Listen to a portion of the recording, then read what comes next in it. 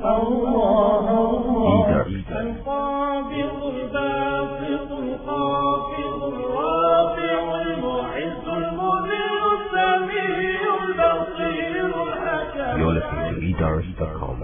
Those things that invalidate, this is very important, those things that invalidate the fast and also require kaffara with the qadha.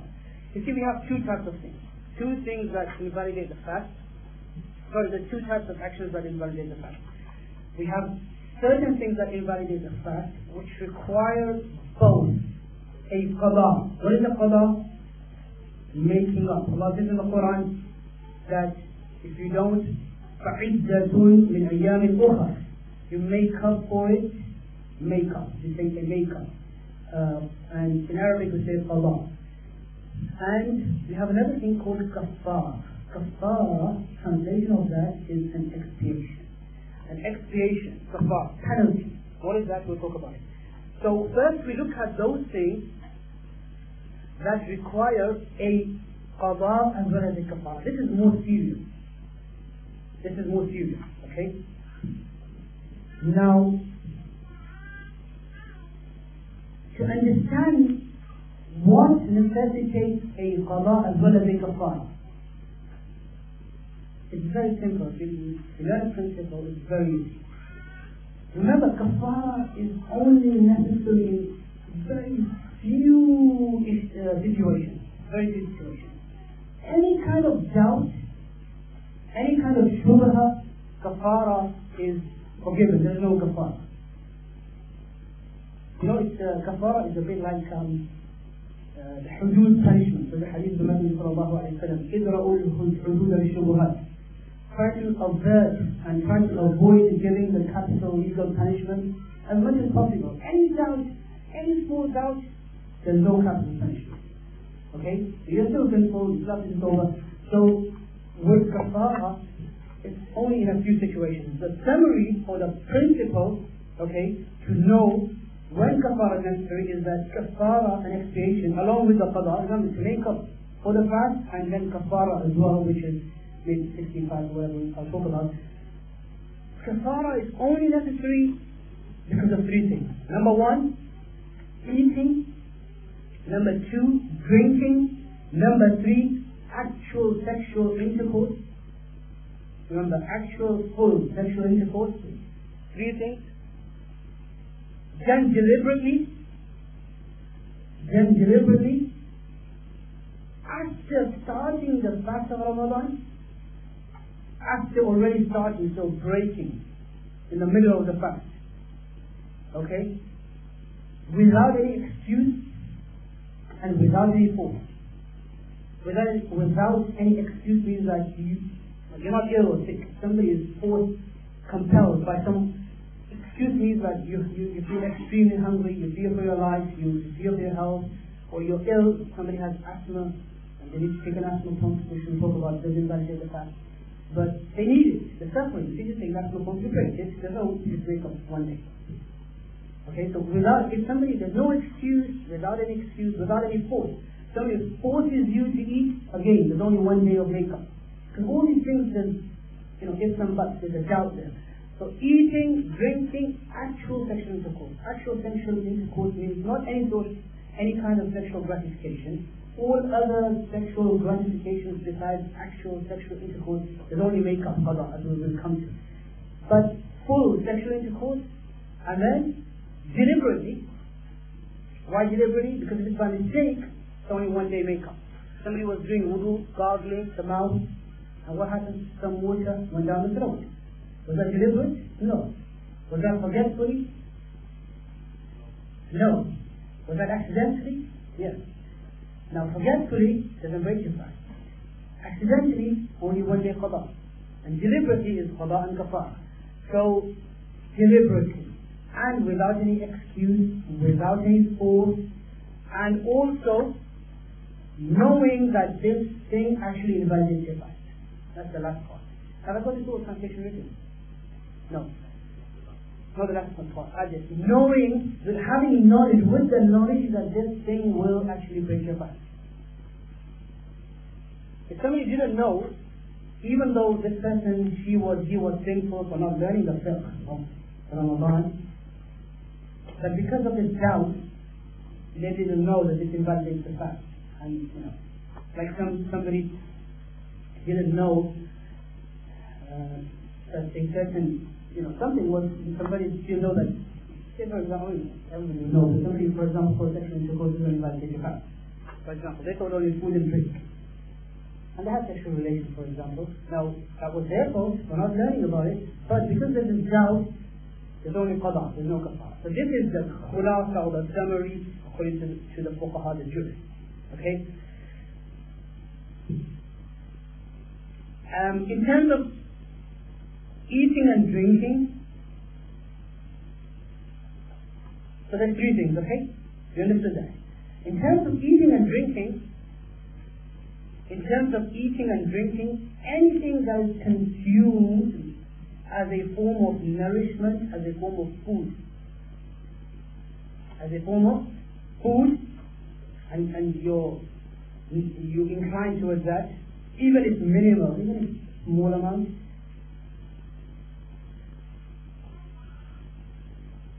And in terms of sexual relations, this is from the book to say intercourse in both manners. Whether somebody is involved in anal intercourse or vaginal intercourse, both invalidate the fast for both the man and the woman, the husband and the wife. Of course, the former one being absolutely unlawful, haram and sinful, but it will invalidate the fast, necessitating both a qadha and a kaffara. Okay, so this is important to remember. So any kind of mistake or any shubha, doubt, then there is no kaffara. Like for example, another example given, if somebody was backbiting and they heard the lecture, I was talking in the morning and they heard my lecture and they were actually backbiting in that fast. So they were fasting in Ramadan and then unfortunately got involved in backbiting. So, oh no, this fast is broken. So I might as well just have some biryani now, yeah, because it's broken anyway. In a wrong way. There's a misconception. They misunderstood. And they actually thought fast was literally broken. And they actually started eating food. For this person as well, there's only qadha. Because again, there's a mistake. It's not deliberately. It has to be absolutely clear, categorical, clear as white, and as black as black. That this person intentionally, deliberately, with firm resolve, in the month of Ramadan, when after starting the fast, ate either food, which is food, or drink, or full sexual intercourse. Only then is the qadha and kaffara. Otherwise, in all the other situations when your fast breaks, it's only what? Breakup, qadha, that's it. So this is very easy to remember. What is the kaffara? For that, there's a famous hadith. There's a hadith in Sahih al-Bukhari, Sahih Muslim. Sayyidina Abu Hurairah radiallahu anhu relates that a man came to the Messenger sallallahu alayhi wa sallam and said, Ya Rasulullah, halaktu. O Messenger of Allah, I am destroyed. He said, وَمَا أَهْلَكَكَ? What destroyed you? He said, وَقَعْتُ عَلَى إِمْرَأَتِي فِي رَمَضَانِ. I've done a mistake. I actually have sexual relations with my wife in the month of Ramadan. So the Messenger sallallahu alayhi wa sallam, he said, هَلْ تَجِدُ مَا تُعْتِقْ? Do you have something to free a slave? Do you have a slave that you can free? So he said, no. So the Messenger sallallahu alayhi wa sallam, he said, هَلْ تَسْتَطِيعْ أَن تَصُومَ شَهْرَيْنِ مُتَتَابِعَيْنِ? Are you able to fast 2 months consecutively? He said, no. So he said, هَلْ تَجِدْ مَا تُطْعِمُ 60 مِسْكِينًا? Do you have enough food to feed 64 people? He said, no. Nothing. I'm completely broke. I have nothing. فقال فأتي, whilst this conversation was taking place, فأتي النبي صلى الله عليه وسلم بعرض. Somebody, and this was the hikmah wisdom of Allah. Suddenly somebody came with a gift to the Messenger صلى الله عليه وسلم with some dates and there's a basket. So the Messenger صلى الله عليه وسلم, he said, تصدق بها, take this and go on, give this in. Feed the poor people with this, do charity with this. If you don't have anything, you're poor, here, take this. So there's a big basket. So you know what he said? That's an amazing hadith. He said, على أفقر منا فما بين لابتيها أهل بيت أحوج من أهل بيتي. Would you want me to give this to the poor people? To somebody poorer than even me? By Allah, there is no household more poor than my household in the whole of Medina. فضحك النبي صلى الله عليه وسلم. Messenger صلى الله عليه وسلم smiled. And they say that this is one of the places where he, smiled loudly. حتى بدت أنيابه, you could see his teeth. And he said, اذهب فأطعمه أهلك. Here, take it and feed it to your family. Now, can you feed to your family? Normally the fuqaha say no. The jurists say no. They say this was a special case or a special person by a special person. It has to be given to the poor. You can give it to relatives, maybe relatives. But you can't give it to your children, you can't give it to your parents. Like zakat. You know zakat, you can't give it to your parents, you can't give it to your children. You can't give it to your wife, you can't give it to your husband. These are the two relationships where you can't give zakat. So, anyway, this hadith puts down and sets the basis of kaffara. What is kaffara? These are the three things. Number one, freeing a slave. Okay, number two is, so kaffara is tahrir raqaba, freeing a slave, whether male, female, Muslim, non-Muslim, but slavery has come to an end in our times, as you know. You can only go to the second level if a person is incapable of the first. Okay? We are only incapable from the first level because we don't have slavery now. Alhamdulillah, we don't have slavery. And Islam, made a lot of excuses to Islam came with one of the objectives of removing slavery from the world, as you all know. That's why every action, freeing a slave, any kaffara, free a slave, free a slave, free a slave, free a slave. Always, if you look at the hadith, freeing a slave. Why? Not so that people can buy slaves and then free them, so that slavery is ended. This is another topic anyway. So, if somebody is incapable of doing that, the level, step number 2 is what? What is it, brothers and sisters? Fasting 2 months consecutively. شهرين متتابعين. Fasting 2 months consecutively. But remember, 2 months in such a way that there is no Eid in the middle. Remember, you have to consecutively fast. If you miss one day, then you start back at 0. If you've done 57 days and you miss one day, alhamdulillah, you get reward for 57 days, but you have to do the kaffara again. So there's no Eid. So you have to make sure. Don't plan like there was this point somebody, I think a sister, she didn't know this, and she started after Ramadan, the kaffara, like 30 days after Ramadan. And Eid al-Fitr came. Sorry, Eid al-Adha came. Now that's Eid, you can't fast.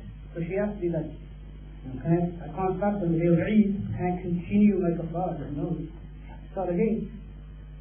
So make sure that you know the next 60 days are free for you to fast.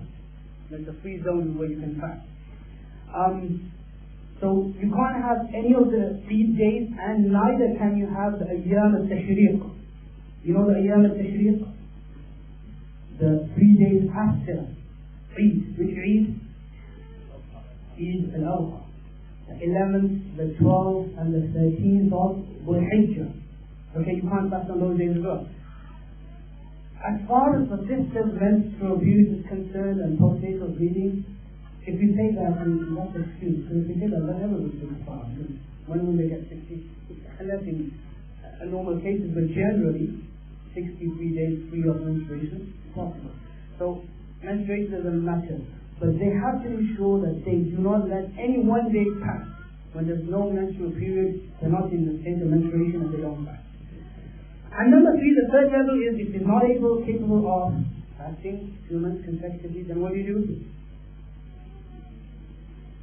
Feed 60 poor people. أطعم 60 مسكينا. Feed them lunch as well as dinner, 2 meals. Remember this. 2 meals, lunch as well as dinner. If you want to get breakfast as well, dinner, no problem. But what's important is 2 meals. Okay? And remember, same people. So one from the 60, one person, the same 60 people you have to give the lunch and the dinner. You can't give some 60 people lunch and another 60 people dinner. No, same person. You need to give them enough so they are One day they don't have any worry about food, they're completely satisfied. So Islam takes us avenues of helping people, freeing the slaves, feeding the poor. So, same 60 people. And we also have a choice, there's two more choices. We can give 2 lunches or 2 dinners. Instead of lunch and dinner, you can give 2 dinners, and you can also give 2 lunches. Right? And also possible that you take 1 poor person and you feed that 1 poor person for 60 days. 2 meals. The same thing. Instead of 60 people coming today, one day, for lunch and dinner, only 60 people here, brothers come. I have to just take one brother here, 60 days of eating. The same thing. For 60 days I have to feed him. And it's easy. It's deferred, slowly. Rather than spend all my money together today for 60 people, this is like paying in installments. Okay? So that's permissible as well. Now, a couple more points about this Kaffara. My time is very short. A couple more points about this Kaffara. One is that there's a situation where this Kaffara, this expiation, is forgiven. It's waved away from you. When? When is it waved away? After it becomes obligatory. If in the same day, like for example, today is the 14th of Ramadan, and there's a brother or a sister who intentionally, eating, drinking, all those things, intentionally, deliberately invalidated, broke their fast. Okay, 14th of Ramadan. In the morning, 10 o'clock. I don't know what happened. Now, in the same day, on that same day, if it was a sister, if something happened that allowed that person not to fast, like if it was a sister, 10 o'clock she broke her fast intentionally, 12 o'clock she started menstruating. Okay? Now she can't fast on that day anyway. If that happens, or, for example, somebody became ill, 10 o'clock I broke my fast, and 12 o'clock I came into such a situation that it would allow me not to fast, to break my fast.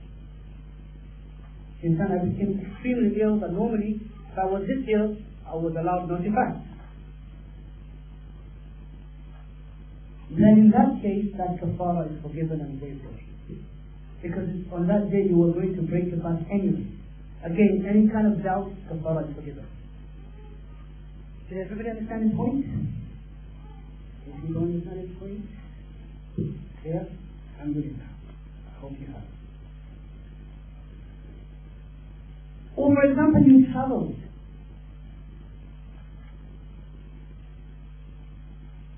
And you started your fast, and then you traveled.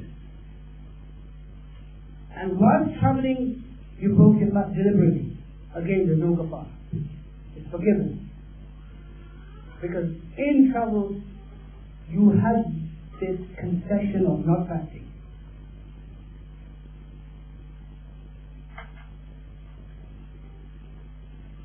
No, sorry. This last point, sorry. Just remove that. Just erase it. I'll talk about it, but just erase it right now. So we said, Kaffara is forgiven. Hayd, menstruation. Okay. Menstruation, if that happens on that day, what else did I say? Menstruation or postnatal bleeding, for the sisters only. What else?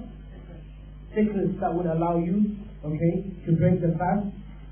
And the scholars, they mentioned that if somebody deliberately made themselves sick, somebody broke the fast on the 14th of Ramadan, then somebody told him, you know what, you have to do Kaffara, 60 days. Oh no, he jumped off the building. Made himself ill, so that he becomes ill. The Jews clearly mentioned that in that case, Kaffara is not forgiven. Intentionally you became sick, deliberately, so that you get off the hook. That's not permissible. But if somebody becomes ill, as far as traveling is concerned, it's the opposite of what I've just said. In traveling, Kaffara is not forgiven. Once you've started, this is traveling later on. Somebody kept the fast, 10 o'clock in the morning, intentionally drank some water, broke their fast, invalidated the fast, 12 hours travel from Leicester to go to London. Kaffara is not forgiven, you still have to do the kaffara. Okay, so that's one point. And one other point about fasting, one extra last point about kaffara, is this is very important. A lot of people ask this. One kaffara is sufficient, enough. وكفت كفارة واحدة عن جماع متعدد وأكل متعدد في رمضان واحد أو رمضانين بشرط لم يتخلله تكفير. This is one line. What does that mean? Is that one kafara is sufficient, one expiation is enough and sufficient for fast broken on more than one occasion, or whether by eating food, drinking, or sexual intercourse, whatever, in one Ramadan or more than one Ramadan. So like in this Ramadan, for example, there's a brother who broke his fast on the 3rd, and then the 8th Ramadan, and the 10th one, and then the 15th one, and the 27th one. One kafara, one expiation is enough. One of the brothers this year, last year, the year before, 5 years ago, there were so many fasts that were broken. He just threw one kafara, inshallah, is forgiven for the rest. There's a difference of opinion between the scholars, but this is the mainstream Hanafi opinion. It's easy, it's very difficult. Even if it's for just for Ramadan, it'll be difficult for people. So one time, and actually it's good. Some scholars say that once in a lifetime you should do those 60 days. That's, precautionary measure. When you are not practicing, maybe you might have intentionally deliberately done something maybe so. Just do one kafara, 60 days in your life. It's good, you need rest, some exercise, and then you do some dieting as well. So, it's good to do it once in your lifetime. So, but one kafara is enough. But there's one condition is that if it's 2 Ramadan, the kafara should not come in the middle. What does that mean? 5 years ago, for example, I didn't, but I'm just giving an example, right? 5 years ago, in one of the Ramadan, I broke my fast intentionally, okay? And 2 years ago, again, I broke my fast intention. Okay? In the middle, I did a kafara. It's simple. In the middle, I did a kafara. So that one kafara will not be enough for the 2 Ramadan. Which basically means, in other words, that it's for the past, and not for the future. You can't, kafara cannot, okay, one kafara is done for whatever is the future in your life. No. The reason being is that if you've done this deliberately 6, 7 different Ramadans in your life, this one kafara should be enough as admonishment and as a means of gaining a lesson, learning a lesson. And if you repeat, then you have to repeat the kafara. Okay, so that's what kafara in English is expiation.